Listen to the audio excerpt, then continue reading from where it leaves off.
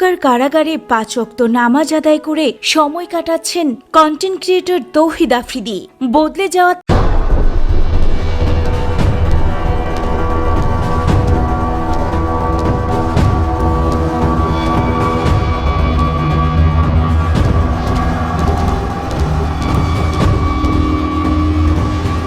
দর্শক, কথায় আছে মুখে মধু অন্তরে বিষ। মুখে মধু নিয়ে 20 ঢালা 2 বাপ বেটা 420, 20 40 আর দুজন মিলে 840। এমন 2 প্রতারক পিতা পুত্রের ভয়ঙ্কর প্রতারণা নিয়েই আমাদের নতুনভাবে যাত্রা শুরু। ক্রাইম এডিশন টিমের প্রথম অনুসন্ধান বাপ বেটা 840।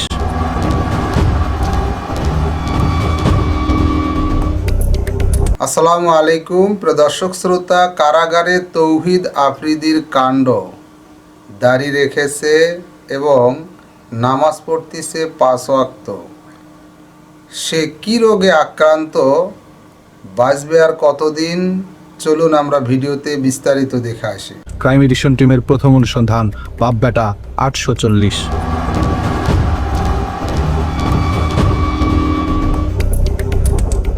বাপ নাকি বেটা, কাকে দিয়ে করব শুরু, পরে বলবো কারটা। এমন সিদ্ধান্ত নিতেই আমাদেরকে সিদ্ধান্তহীনতায় থাকতে হয়েছে কিছুটা সময়। তারপরেও শুরু তো করতেই হবে। ওস্তাদের মায়ের যেহেতু শেষ রাতে, তাই পিতার কাছে যাওয়ার আগে পুত্রের অপকর্মের সূত্র ধরেই শুরু করতে চাই। সবাই মনে করে যে ফ্যামিলি নিয়ে বেরোলাম, তো চলো আমরা একটু কক্সবাজার কোথাও যাই। 30 জুলাই 2024, অগ্নিগর্ভ বাংলাদেশ। ছাত্র জনতার উপর চলতে থাকে অবর্ণনীয় গণহত্যা। সেই গণহত্যায় সবচেয়ে বেশি আক্রমণাত্মক ছিল মহানগর গোয়েন্দা পুলিশ, ডিবি। আরও সুনির্দিষ্ট করে বললে ডিবি প্রধান হারুনুর রশিদ ছিল সবচেয়ে ভয়ঙ্কর। তারা নিরাপত্তাহীনতার কথা বলছিলেন। এটা আমাদের দায়িত্ব, তাকে সেফটি সিকিউরিটি দেওয়া আমাদের কাজ। আন্দোলনের মূল নেতৃত্বে থাকা 6 সমন্বয়ককে আটকের পর আন্দোলন এক প্রকার স্মিত হয়ে পড়ে। ঠিক তখনই যুক্তরাষ্ট্র প্রবাসী সাংবাদিক ইলিয়াস হোসাইন তার ইউটিউব চ্যানেলে ডিবি প্রধান হারুনুর রশিদের টেলিফোনে এক নারীর সাথে করা আপত্তিকর একটি ভিডিও আপলোড করেন। ওই ভিডিও আপলোড করার পর হারুন ছাত্র জনতার বিরুদ্ধে অভিযান বন্ধ করে নিজের উলঙ্গ ভিডিও সরানোর অভিযানে ব্যস্ত হয়ে যান। ওই দিন বিকেলেই হারুনুর রশিদ ইউটিউবার তৌহিদ আফ্রিদিকে তার কার্যালয়ে আসতে বলেন। যেভাবেই হোক সোশ্যাল মিডিয়া থেকে তার আপত্তিকর ভিডিও সরাতে তৌহিদ আফ্রিদিকে অনুরোধ জানান। হারুনের ভিডিও সরাতে আফ্রিদি প্রথমেই বাসা থেকে তুলে আনেন সোশ্যাল মিডিয়া এক্সপার্ট মোহাম্মদ জুবায়েরকে। জুবায়ের জানান, রাতভর তাকে ডিবি কার্যালয়ে আটকে রেখে বিভিন্ন পেজ থেকে হারুনের ভিডিও সরাতে বাধ্য করে তৌহিদ আফ্রিদি। ইন্টারনেট সমস্যার মধ্যেও ফেসবুকের সাথে যোগাযোগ করে, টেলিগ্রামের সাথে যোগাযোগ করে সেগুলো রিমুভ করার জন্য যাবতীয় কমিউনিকেশন করতে থাকি। তো এরপর দিন দুপুরের দিকে ডিবি হারুন সাহেবের সাথে আমার দেখা হয় ডিবিতেই। তো উনিও তখন আমাকে নির্দেশনা দেয় যে যাতে করে ভিডিওটা কোথাও না থাকে সেটার বিষয়ে প্রয়োজনীয় ব্যবস্থা নিতে। তখন হচ্ছে ডিবিতে আমার সাথে সমন্বয়ক যারা ছিল ওদের সাথে আমার দেখা হয়। ওইখানে আমার সাথে 2-3 জনের সাথে দেখা হয়েছিল। তখন তারা ওইখানে আটক অবস্থায় ছিল। এরপর আমি ডিবিতে লাঞ্চ করি। লাঞ্চ করার পরে বাসায় চলে আসি। বাসায় চলে আসার সময় ডিবি থেকে আমাকে বলা হয় যে কোনো প্রয়োজনে তারা আমাকে আবার ডাকবে। দর্শক, ডিবি প্রধান হারুনুর রশিদ তার নগ্ন ভিডিও সরাতে প্রথমেই কেন তৌহিদ আফ্রিদির কাছে গিয়েছিলেন, সেটাই আমাদের আজকের অনুসন্ধানের মূল বিষয়। তৌহিদ আফ্রিদিকে শুধুই একজন ইউটিউবার মনে করলে ভুল হবে, বরং আফ্রিদিকে মনে করা হতো একজন অনলাইন মাফিয়া, যার নিয়ন্ত্রণে চলতে হতো সোশ্যাল মিডিয়ার জনপ্রিয় সব কন্টেন্ট ক্রিয়েটরদেরকে। কথা মতো না চললেই শুরু হতো নির্যাতন। আফ্রিদির কথা না শুনেও উপায় নেই, কারণ ডিবি, এসবি, সিআইডি, এটিইউ কিংবা সিটিটিসির শীর্ষ কর্মকর্তাদের সাথে আফ্রিদির ছিল চরম ঘনিষ্ঠতা, যে কারণে সোশ্যাল মিডিয়া জড়িত যে কোনো কাজে এসব গোয়েন্দা সংস্থা তৌহিদ আফ্রিদিকে কাজে লাগাতো। আমাদের কলিজার টুকরা আমার চাচা হারুন কাকা। 30 জুলাই রাতে ডিবি প্রধান হারুনুর রশিদের গোপনাঙ্গ ওপেন হবার পর আব্দুল্লাহ আল ইমরান নামে আরেকজনকে তুলে আনা হয়। হারুনের নগ্ন ভিডিও সরাতে তাকেও জোরপূর্বক বাধ্য করা হয়। টিভির হারুনের বেসিক্যালি একটা ভিডিও ভাইরাল হয়। সো ওই ভিডিওটা রিমুভের জন্য হচ্ছে আমাকে নক করে, এন্ড আমি বেসিক্যালি ওইটা রেকর্ড করে রাখি সেকেন্ড পার্টে। ওই ভিডিওটা রিমুভের জন্য বলে যে যত টাকা লাগে সে দিবে। জাস্ট ভিডিওটা সব জায়গা থেকে রিমুভ করতে হবে। তো আমরা বলি যে না, এটা পসিবল না, এটা সব জায়গায় ছড়ায় গেছে, আমার টিম এটা করতে পারবে না, মানে একটা কিছু তো বলতে হবে। সো আমি ওটা আসলে রেকর্ড করে রাখি। আব্দুল্লাহ আল ইমরান তৌহিদ আফ্রিদির আরও অনেক কুকর্মের সাক্ষী, কারণ ইমরান এক সময় তৌহিদ আফ্রিদির ফেসবুক পেজের অ্যাডমিন হিসেবে দায়িত্ব পালন করেছেন। ও একটু নাটক টাটক সাজাচ্ছিল, বলতেছিল পেজ হ্যাক হয়ে যাইতেছে, এই হইতেছে সেই হইতেছে। তো সাডেনলি ধরেন ওই টাইমে আমারে রিমুভ করে পেজ থেকে, এরপরেই বলে পেজ হ্যাক হয়ে গেছে, এই হয়েছে। তো আমি তো আসলে বুঝি নাটকটা তখন। আব্দুল্লাহ আল ইমরান আফ্রিদির অপরাধের জগৎ থেকে বেরিয়ে যেতে চেয়েছিলেন, কিন্তু আফ্রিদির সাথে থেকে আওয়ামী লীগের পক্ষে কাজ না করতে চাওয়ায় খেসারত দিতে হয়েছে তাকে। ট্রেনে যখন আমি পোস্ট করি একটু ইনডিরেক্টলি যে ইনফ্লুয়েন্সারদেরকে আমি ইনফ্লুয়েন্সার বলি অ্যান্ড বড়লোকের এক ছেলে এরকম ম্যানেজ করতেছে, এই সেই হয়, তো তখন আসলে আলটিমেটলি পোস্টটা একটু যখন রিচ পাওয়া শুরু হয়, তখন আমি মানে প্রশাসনিক জায়গা থেকে লাইক যেটা সিডিটিসি ছিল ওই টাইমে, সো ওই জায়গার এক কর্মকর্তা থেকে আসলে ফোন পাই। ইমরানের সাথে আফ্রিদির একটি গোপন ফোন রেকর্ড আমাদের হাতে এসেছে, যেখানে দেখা যায় আওয়ামী লীগের পক্ষে কাজ করতে রাজি না হওয়ায় ইমরানকে সরকারি বাহিনীর ভয় দেখানো হচ্ছে। হ্যাঁ ভাই, কথা বললাম, ওরা বললো যে ভাই এটা পসিবল হবে না, কারণ হচ্ছে অনেক জায়গায় চলে গেছে, তো অনেকে রাইট ম্যানেজারে আছে, সো এতগুলো ভিডিও আসলে এগুলো এভাবে রিমুভ করতে পারবে না। মানে ফেসবুক থেকে 90% রিমুভ করলেও হয় ভাই এখন আসলে পসিবল হবে না, ওরা এটাই বললো যে ভাই মানা করে দেন, এটা পসিবল হবে না এভাবে। এটা কি ড্রাইভে যাচ্ছে না? হ্যাঁ, ড্রাইভ, টেলিগ্রাম গ্রুপ, ইভেন অনেক ওয়েবসাইট, আমার সিআইডি থেকেও ফোন দিছিল, পসিবল তো। বলছি যে আমি তো ঢাকার বাইরে, এখানে নেটওয়ার্কের অবস্থা বাজে, অ্যান্ড সেকেন্ড থিং হচ্ছে কথা বললাম, বললো যে এটা আসলে ওইভাবে পসিবল না। ডিবি প্রধান হারুনের পক্ষ হয়ে তৌহিদ আফ্রিদি কল করার কিছুক্ষণ পরেই আব্দুল্লাহ আল ইমরান ফেসবুকে একটি পোস্ট করেন। এর কিছুক্ষণ পরেই সিটিটিসি থেকে ইমরানকে একজন কল করে পোস্টটি সরিয়ে ফেলতে বলেন।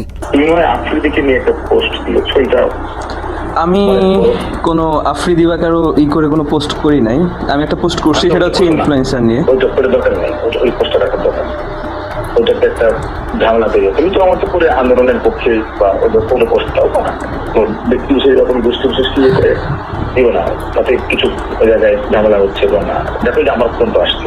আফ্রিদির সাথে দীর্ঘদিন কাজ করেছে এমন আরও অনেকের সন্ধান আমরা পেয়েছি, যাদের সবার গল্প প্রায় একই রকম। তৌহিদ আফ্রিদির নির্যাতনের শিকার হয়েছেন জনপ্রিয় কন্টেন্ট ক্রিয়েটর স্বপন আহমেদ। প্রায় এক বছর আমার ইউটিউব চ্যানেল, ফেসবুক পেজ সবকিছু ডিবির হাতে ছিল। ফার্স্ট দিন যখন আমি ডিবি অফিসে যাই, ওই দিন পিছন থেকে একজন ডিবি বলতেছিল যে স্বপন ভাই কার সাথে লাগতে গেছেন, আপনি জানেন না ডিবি হারুনের কি লাগে আফ্রিদি, আপনি আফ্রিদির সাথে লাগতে গেছেন। স্বপনের মূল সমস্যা ছিল সে আলেমদের পক্ষে এবং ভারতের বিপক্ষে কন্টেন্ট তৈরি করতেন, যে কারণে আফ্রিদি তাকে এ ধরনের কন্টেন্ট বানাতে নিষেধ করেন। আফ্রিদির কথা মতো আওয়ামী লীগের পক্ষে কাজ না করায় স্বপনকে আদালতের বারান্দায় পর্যন্ত যেতে হয়েছে। আমাকে আবার বলতেছিল, টিটকারি করে মজা করে বলতেছিল, ইসলামিক ভিডিও তো ভালোই বানান, দাজ্জাল বানায় তো ভালোই ইনকাম করছেন, কত করলেন? ভাই ওই সময় যে আমার যে পরিমাণ রাগ উঠছে রে ভাই, কিন্তু কিছু করতে পারি না। এই মামলা কোর্ট থেকে সমাধান হয়, যে বিষয় নিয়ে আমাকে মিথ্যা মামলা দেওয়া হয়েছে ওইটার সাথে আমার চুল পরিমাণ কোনো চিহ্ন পাই না। দর্শক, হাসি খুশি আর বিনোদনের আড়ালে ভয়ঙ্কর এক অন্ধকার জগৎ গড়ে তুলেছিলেন আফ্রিদি। রহস্যময় সেই জগতের প্রতিটি পরতে পরতে ছড়িয়ে আছে মানুষের দীর্ঘশ্বাস। এই ভিডিওটি তৌহিদ আফ্রিদির আস্তানায় ধারণ করা। এখানে নতুন কোনো কন্টেন্ট ক্রিয়েটর আওয়ামী লীগের পক্ষে কাজ করতে রাজি হলে তাকে বরণ করা হতো। লাস্ট নির্বাচনের আগে অনেকগুলো কন্টেন্ট ক্রিয়েটরকে বলা হয় যে তারা যেন দেশের বিভিন্ন উন্নয়ন নিয়ে, মেট্রো রেল নিয়ে, এক্সপ্রেসওয়ে নিয়ে, আরো বিভিন্ন রাস্তাঘাটের উন্নয়ন নিয়ে ভিডিও বানায়। তখন কিন্তু আমাদেরকে কাউকে মেবি বলা হয় নাই, ইভেন আমাকেও বলা হয়নি যে সরকারের পক্ষ নিয়ে কোনো ভিডিও বানাও বা কোনো ব্যক্তির নাম মেনশন করে কোনো ভিডিও বানাও। আফ্রিদির আয়োজনে আওয়ামী লীগের পক্ষে কাজ করতে চাওয়া কন্টেন্ট ক্রিয়েটরদের নবীন বরণ অনুষ্ঠানের ভিডিও ধারণ করা সহজ হলেও একই জায়গায় যখন কাউকে শাস্তি দেয়া হয় সেই ভিডিও রেকর্ড করা অসম্ভব। তৌহিদ আফ্রিদির নির্মম নির্যাতনের শিকার ব্লগারদের মধ্যে সবচেয়ে বেশি নির্যাতিত হয়েছেন সায়েম। তুচ্ছ ঘটনাকে কেন্দ্র করে সায়েমকে প্রধানমন্ত্রী কার্যালয়ের পাশে ইসিবি চত্বরের একটি ভবনে নিয়ে নির্মম নির্যাতন করা হয়। এখানে পায়ের উপর পা তুলে বসে হচ্ছে, একটা বেনসন সিগারেট চাইলো, সিগারেট ধরায় মানে বেধড়ক মারধর স্টার্ট করে আফ্রিদি নিজে। ও এক হাতে সিগারেট খাইতে থাকে আর এক হাতে আমাকে ঠাস ঠাস করে প্রায় মানে আমি তো গুনতে পারি নাই, কারণ আমি তো অনেক মারধরের শিকার হয়েছি, প্রায় 30 থেকে 35টা থাপ্পড়ও আমাকে মারে খুব জোরে জোরে। আর আমি স্টিল বসেছিলাম, যে আসলে মানে আমাকে বসাই রাখছিল এরকম একটা চেয়ারের মধ্যে যে আমার আসলে নড়াচড়া করার কোনো ওয়ে ছিল না। অ্যান্ড তখনই বুঝতেছিলাম যে এই পুরো অফিসটা আসলে ওর আন্ডারেই চলে, কারণ যেখানে বসে ও সিগারেট খাচ্ছে এন্ড আমাকে বলতেছে এখানে অনেক এমপিরা এসে মারধরের শিকার হয়, মাইক খেয়ে যায়, এরপরে ওদের শিক্ষা হয়, আর যদি শিক্ষা না হয় তাহলে গুম করে দেওয়া হয়। তো এরপর থেকে আসলে আমরা জিম্মি হয়ে যাই যে ও তো এরকম একটা বাজে ভিডিও আমাদের করে রাখছে। সরকারি বাহিনীর কর্মকর্তাদের সামনে আফ্রিদি সায়েমের মাথায় পিস্তল ঠেকিয়ে গুম করে ফেলার ভয় দেখায়। তোকে এখন গুম করে দেওয়ার, তোর লাশ কই পড়বে এটা তোর মা বোনও খুঁজে পাবে না, তোর তো বাপ নাই, তুই তো বুঝবি না, তোর মা বোন তোরা হারাইলে বুঝবে, তুই যাই হবে তোর সাথে এটা তুই সহ্য করে নিস। ওর বাবার আর্মসের বিজনেস 2009-10 থেকে, মানে এইভাবে আমাদেরকে বলে অনেক ভয় দেখাইতো। তো ওইখানে ও নিজে পিস্তল নিয়ে যায়, আমাদেরকে পিস্তল দেখাইতে যায়। আমাদের অনুসন্ধানে আফ্রিদির নির্মম নির্যাতনের প্রত্যক্ষদর্শী আরেকজনকে পেয়েছে, যিনি দুঃখ সহ সেই দিনগুলোর ভয়াবহতা তুলে ধরেছেন। কোনো না কোনো ভাবে একটা ভিডিও করবে, উল্টাপাল্টা কোনো একটা ভিডিও করবে, ধরেন ওটা যদি মানে এনাফ এভিডেন্স না হয় এটা ব্ল্যাকমেলের ক্ষেত্রে, তখন ও কী করবে, একটা মেয়ে দিয়ে, কারণ ওই জিনিসটা তো ভাই মানুষের সমাজে কলঙ্কিতভাবে মানুষ দেখে বা ওরা খারাপ চোখে দেখবে। সো ওই রকম কোনো না কোনোভাবে ওই মানুষটার অপদস্থ করার জন্য ওই রকমভাবে ওরা ডাউনফলে আনানোর পর দেন ওই মানুষটা তো জানে না, ওই মানুষটা জানে সে এনজয় করছে, পার্টি করছে, দেন কোনো দিন যদি ওই মানুষটা ওর কথার বিপরীতে যায় তখন ওরে পিছন থেকে ঘাড় মটকা ধরার জন্য ওর ওই ভিডিও, ওর ওই সব জিনিস দিয়ে ও মানুষের ট্র্যাপ করে থাকে। জুলাই আন্দোলনেও আফ্রিদি দেশের জনপ্রিয় সব কন্টেন্ট ক্রিয়েটরদেরকে হুমকি দিয়ে সরকারের পক্ষে কাজে লাগানোর সব রকমের অপচেষ্টা চালিয়েছেন।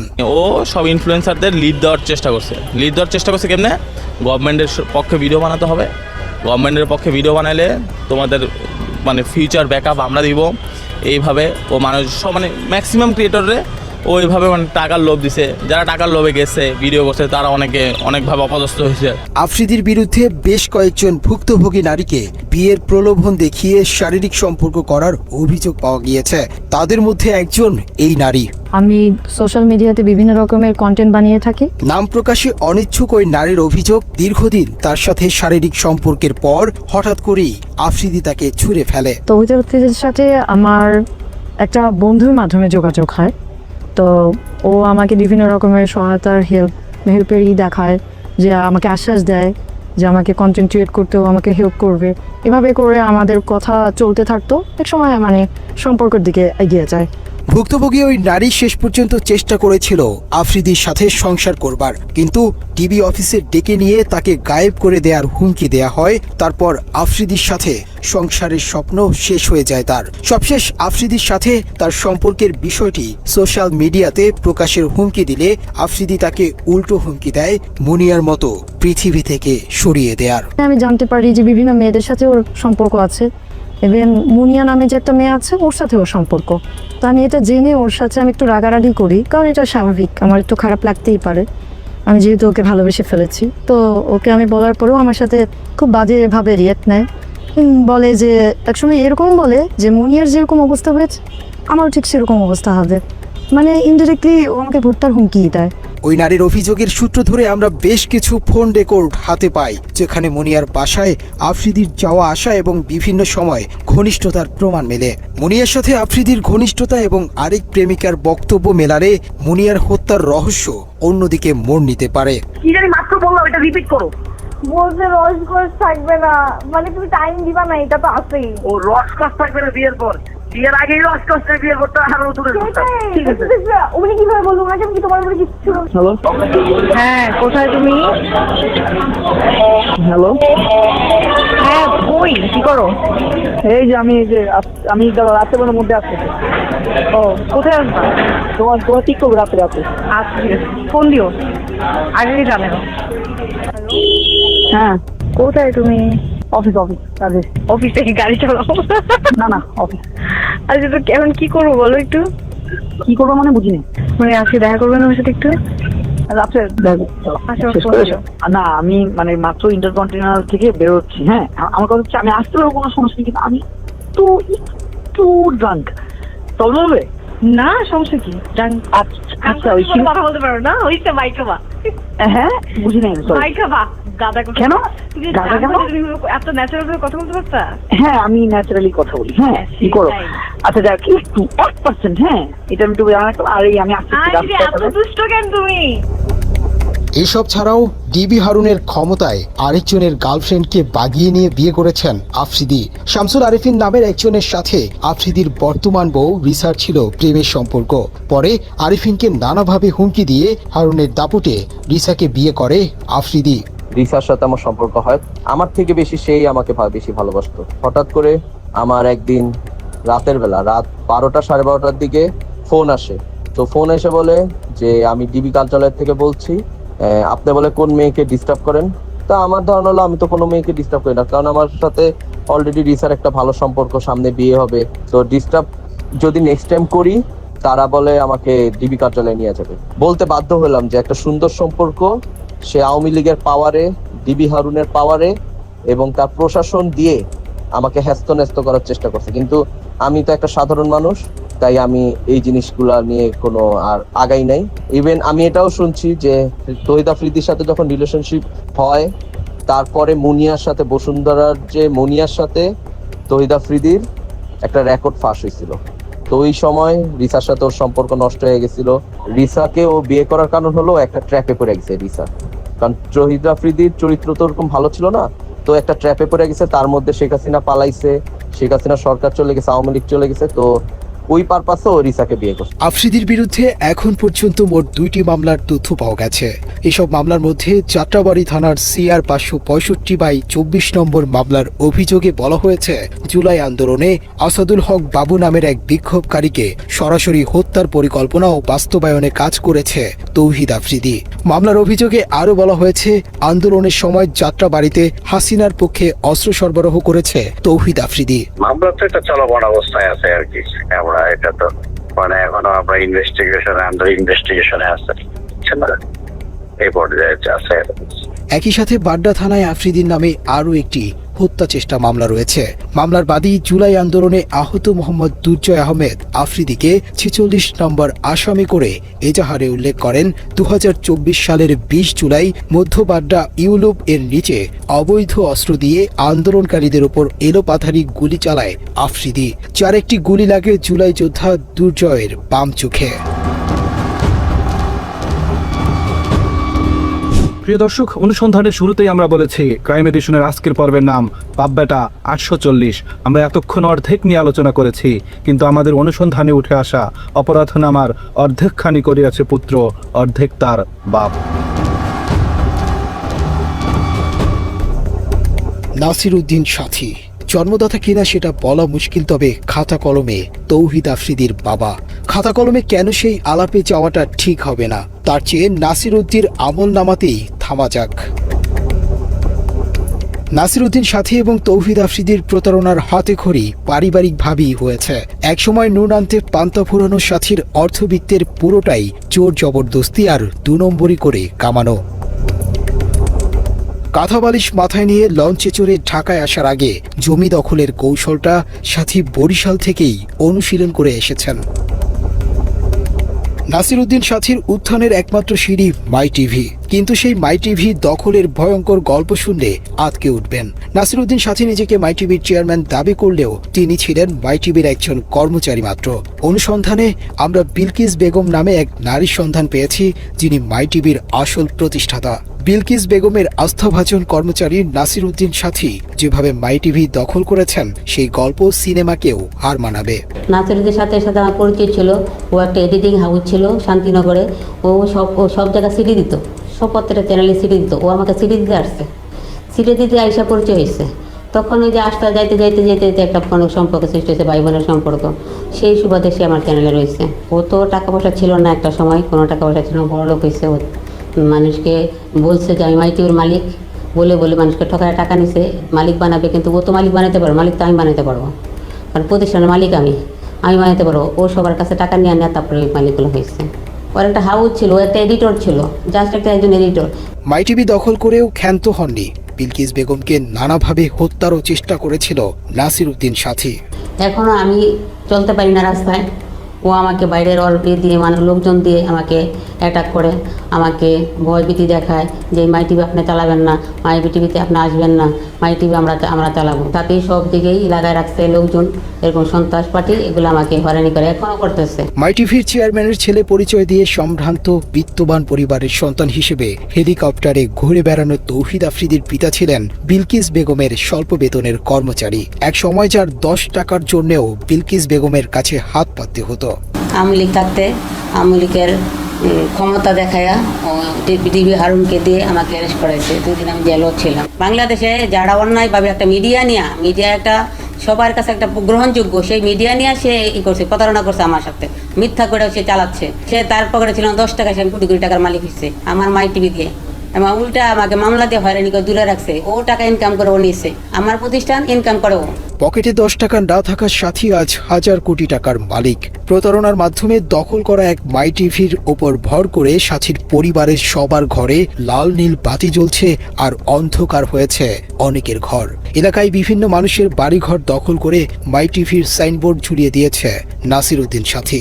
আমার এই নতুল্লাবাজের জায়গা ক্ষমতার বলি ভুয়া কাগজপত্র দিয়া, আর আমার এই 1 বছর টিভিতে দেয় অমুক সমুক আমি ইত্যাদি, আমার কেনা জায়গা আমি সব করে রায় পাইছি, 10 কোটি হাইকোর্ট, সুপ্রিম কোর্ট, কিন্তু ক্ষমতার রায় পাই। বিলকিস বেগমের কাছ থেকে দখল করা মাই টিভির বর্তমান যে ভবনটি রয়েছে সেটিও দখল করা।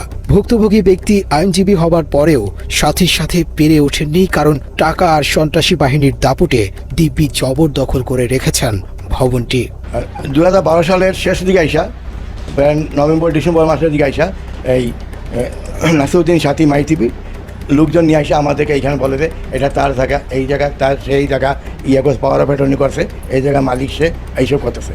হ্যাঁ, তো আমরা তো এইসব বুঝি নাই। আসলে এর আগে সে ঘটনা যা ঘটাইছে এটা হলো গিয়া যে ওই 2012 সালের নভেম্বর মাসে 6 তারিখ সে ওই 521-22 দাগে ওইখানে সে জায়গাটা দখল করতে গেছিলো, দখল করতে পারে নাই। হ্যাঁ, দখল করতে পারে, পরে সে একটা পাওয়ার অফ অ্যাটর্নি করছে, ওরা রামপুরা থানায় একটা মামলা করে করছে, জিডি করছে ওই মুজিবুর রহমানের বিরুদ্ধে আর কি, জিডি করে। এরপরে এসে সে পরবর্তী মাসে এসে আমাদের বাড়ি জায়গাটা দখল করছে। প্রশাসনের নাকের ডগায় এরকম একটি ভবন দখল করে টিভি স্টেশন দিয়ে বসলেও কেন সরকারের কোনো ভ্রুক্ষেপ নেই তা নিয়েও রয়েছে অনেক প্রশ্ন। আইন বহির্ভূতভাবে ওনার দুর্বলতার সুযোগই হোক আর পারিপার্শ্বিক বেআইনি ক্ষমতা ইউজ করেই হোক, ওনাকে তা ওনার প্রকৃত প্রতিষ্ঠান থেকে দূরে সরিয়ে রাখা হয়েছে।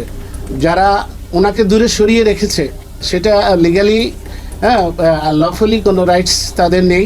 এই যে মাই টিভির ওনার যে লিগাল ডকুমেন্টস আছে সেটার আলোকে অনারেবল হাইকোর্টে স্টে অর্ডার করে ওইটা যে প্রকৃত মালিক, যে রিয়েল অনারশিপ যার রয়েছে, তার হাতে ফিরিয়ে দেওয়ার একমাত্র পন্থা। অভিযোগের প্রেক্ষিতে ক্রাইম এডিশন টিম মাই টিভির দখল করা ভবনের ভিডিও ধারণ করতে গেলে সাথীর সন্ত্রাসী বাহিনী আমাদেরকে জোর করে ভবনের ভেতরে নিয়ে আটকে রাখার চেষ্টা করে। নর্মালি আপনি কোনো এক লোগো বা ছবি, বিল্ডিংয়ের ছবি তুলতে আদৌ কোনো আইনগত কোনো বাধা নেই।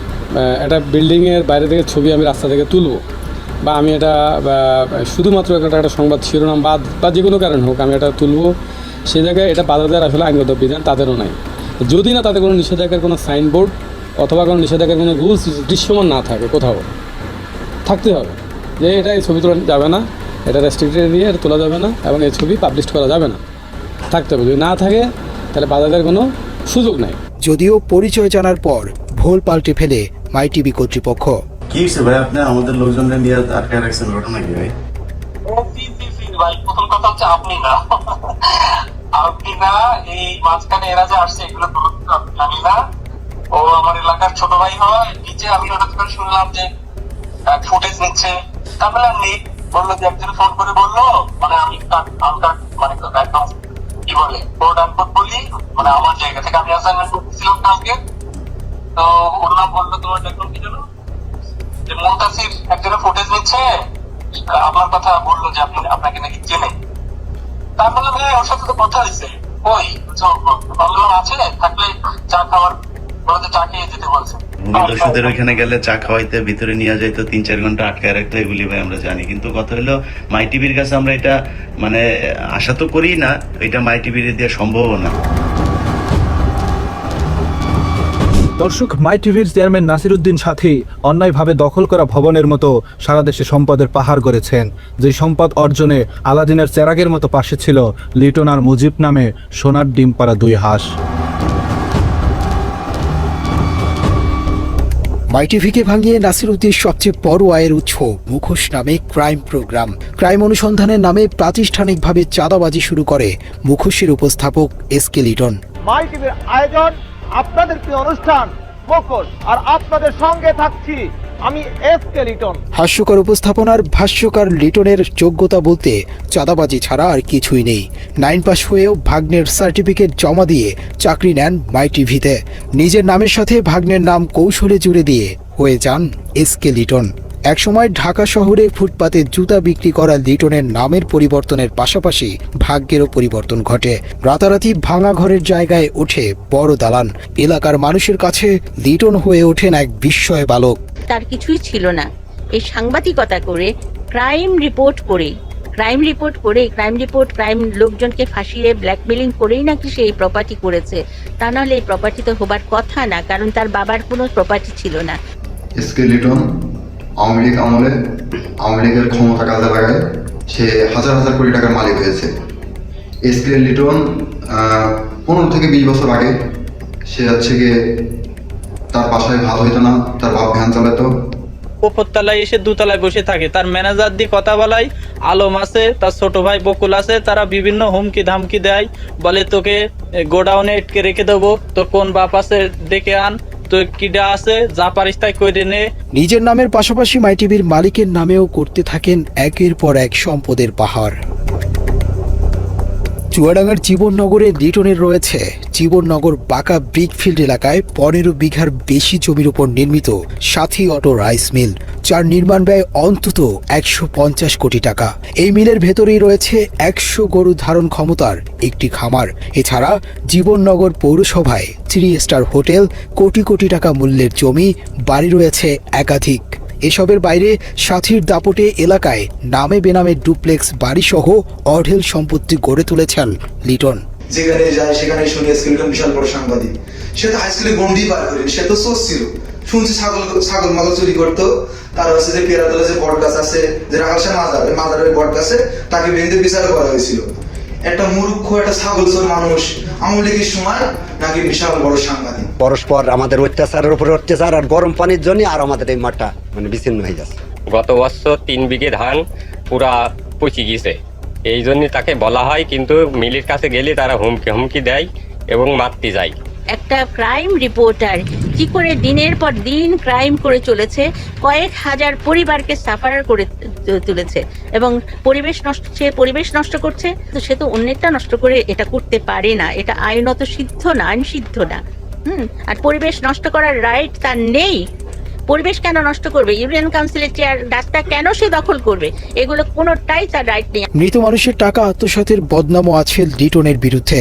2015 সালে নিজ বাড়িতে খুন হন চুয়াডাঙ্গার স্থানীয় সাংবাদিক আবু সায়েম। ওই সাংবাদিকের 20 লাখ টাকা আত্মসাতের অভিযোগ রয়েছে লিটনের নামে। তো টাকা যে এসকে লিটন আত্মসাৎ করেছে সেটা আমরা পরে বুঝতে পারলাম, কারণ আমার চাচা মারা যাওয়ার পরবর্তীতে উনি আর একবারের জন্য আমাদের ফ্যামিলির সাথে যোগাযোগ করেনি। হতদরিদ্র পিতার অশিক্ষিত সন্তান হয়ে এত সম্পদের মালিকানার উৎস কি জানতে টিম ক্রাইম এডিশন এসকে লিটনের সাথে যোগাযোগ করলে তিনি বিষয়টি নিয়ে কোনো জবাবদিহিতা করতে রাজি হননি। আপনি যদি বলতেন যে মানে এই প্রপার্টির উৎসটা কি আসলে? কিসের উৎসটা মানে আপনি কি বলতে চান?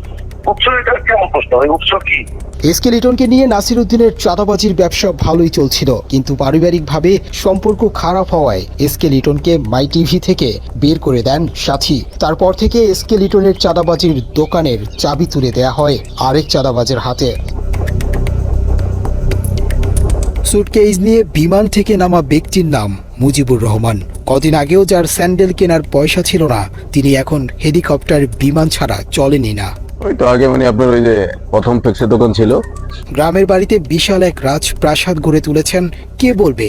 এই তো কদিন আগেই ফ্লেক্সিলোটের দোকানে কাজ করত এই মুজিব। চাঁদা তুলে আনা টাকায় এলাকায় নাকি মানুষকে দান খয়রাত করে থাকেন, কিন্তু এত টাকার উৎস কি?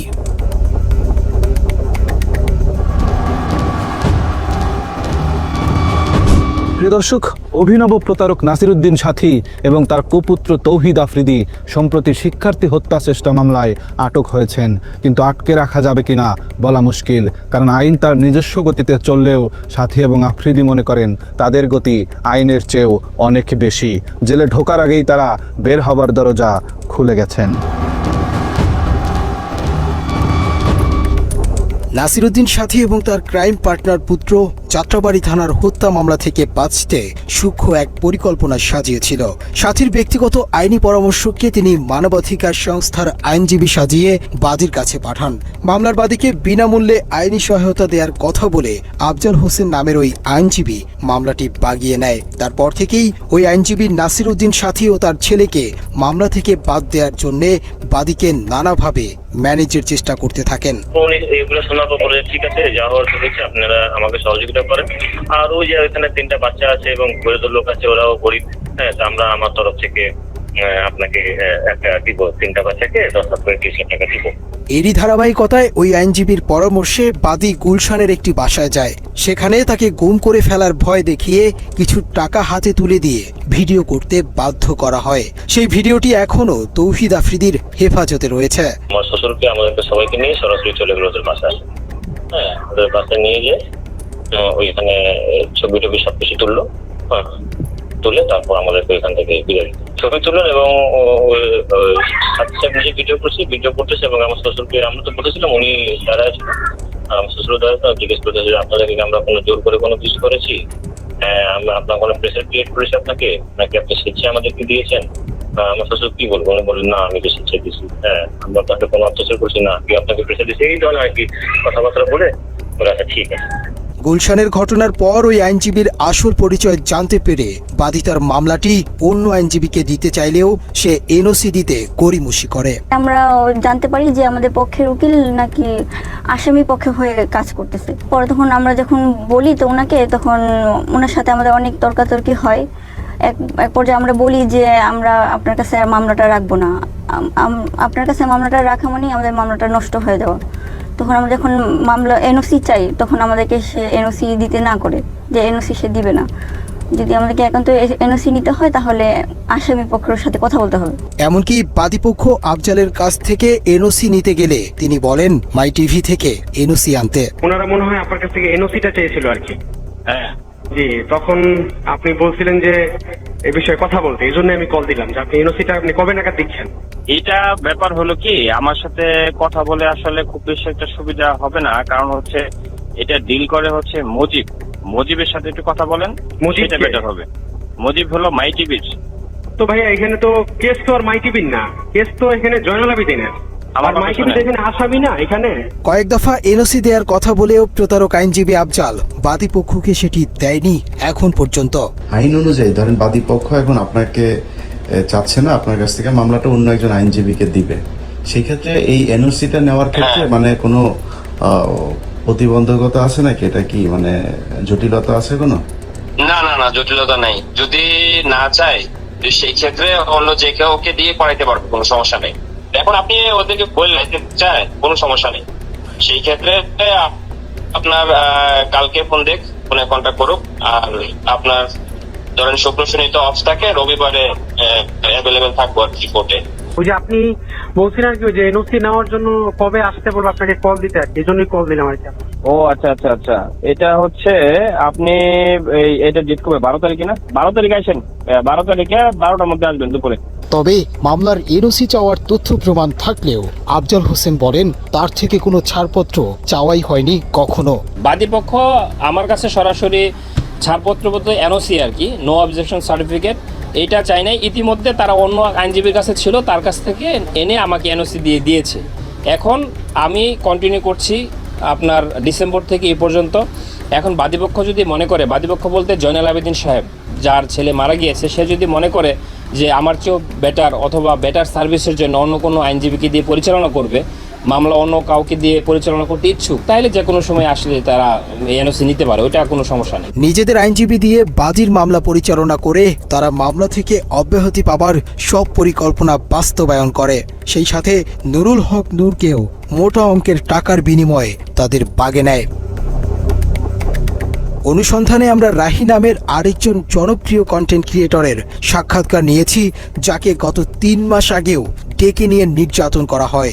রাহিকে জুলাই আন্দোলনে হাসিনার পক্ষে কাজ করাতে 3 লাখ টাকা অফার করেছিল আফ্রিদি, কিন্তু রাহি তার কথা না শুনে ছাত্রদের পক্ষে অংশ নেয়। জুলাই আন্দোলনে অবাধ্য হবার কারণেই রাহিকে ডেকে নিয়ে আবারও নির্যাতন করা হয়। আফ্রিদি ফোন দিয়ে কয় ওই যে সরকারের যে ইয়েগুলা ভাঙচুর কইছে, মেট্রো রেল এগুলা নিয়ে একটা ভিডিও বানাইতে হইব। এ কথা বলে আমার বলতে যে তোলাই ভাইয়া কিছু টাকা পাঠাইতেছি, তো হেতু যেটা বলা আমরা তো ভয় পাই। আমি কিন্তু হেরে বাঘের মতো ডরাই, আমি না, আমাদের টিমের সবাই তার বাঘের মতো ডরায়। কারণ মানে সে অন্যরকম মানুষ ভাই, সে ক্যামেরার ভিতরে একরকম, কিন্তু ক্যামেরার বাইরে খুব ডেঞ্জারাস একটা লোক। তারা কিন্তু সবাই ভয় পায়। ইউটিউব ইন্ডাস্ট্রিতে একটা টাইমে তার সবাই বাঘের মতো ভয় পাইতো, সবাই তার অফিসে ডাকাইতেছে। যারা আমরা টিমের যারা মানে ছাত্র আন্দোলনের সময় তার বিপক্ষে চলে গেছিলাম, তার বেল্টের বাড়ি আমার তো বেশি কেউ খায়নি, তো বেল্ট খুইলা আমার কুত্তার মতো পিড়াইতো। এই সময় তাকে ভিডিও কলে একজনের সাথে কথা বলিয়ে দেয়া হয়, যাকে বাংলাদেশের ভবিষ্যৎ প্রধানমন্ত্রী হিসেবে তার সাথে কথা বলানো হয়। 2-3 মাস পরে হয়তো বা তার মাথাতে আবার ঢুকছে যে রাই কি কারো লগে আবার কিছু কইয়া লাইনি, হ্যাঁ রাইরে আবার একটু দমক দিতে হইব। কেমনে বড় একটা নেতার সামনে হয়তো ফোন টোন দিলে আমি একটু ডরাই যাই। আমি তো ডরাইলে আসলে আমি কিন্তু ভয় পাই।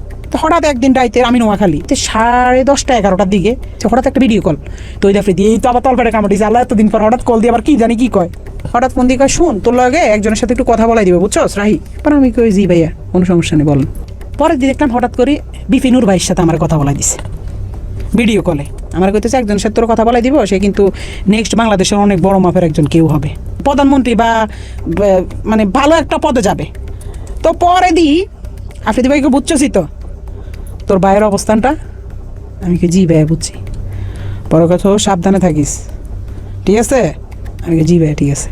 শুধু বুঝাইছি যে তার লগে বিশাল বড় বড় হাত আছে, এই জন্য সে দেশে খুব রিল্যাক্স আছে, মানে বুঝাইছে এটা। তৌহিদ আফ্রিদি 5 আগস্টের পর দেশ ছেড়ে পালিয়েছিল।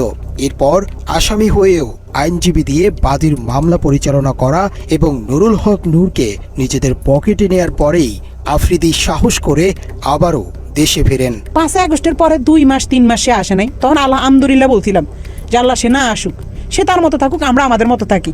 আমরাও তার কাছে যাইতাম চাই না, সেও আমার কাছে না আসুক। যে মানুষ 5 আগস্টের পরে আইসা দেশে স্টে করছে, সুন্দরভাবে থাকছে, আল্লাহ তো আপনার সুযোগ দিছে, কিন্তু না আপনার ভিতরে তো ওই মনুষ্যত্ব না, আপনি শুধু রিভেঞ্জ, কারে কারে ধরবেন, কারে কারে মারবেন, কারে কারে কি করবেন, আপনার মনের মধ্যে শুধু এসব হারামি। আল্লাহ কি আমরা ছাড় দিব? এসব কারণে তো আল্লাহ আমরা ছাড়ে না। এভাবেই বাপ বেটা মিলে তিলে তিলে গড়ে তুলেছেন অপরাধের এক ভয়ঙ্কর সাম্রাজ্য। আমরা বৈষম্যহীন স্বাধীন এই দেশে এরকম অপরাধীদের দৃষ্টান্তমূলক শাস্তি দেখতে চাই। বাবার টেলিভিশনকে কাজে লাগিয়ে আর কোনো পুত্র যেন তৌহিদ আফ্রিদির মতো ভয়ঙ্কর অপরাধী হয়ে উঠতে না পারে।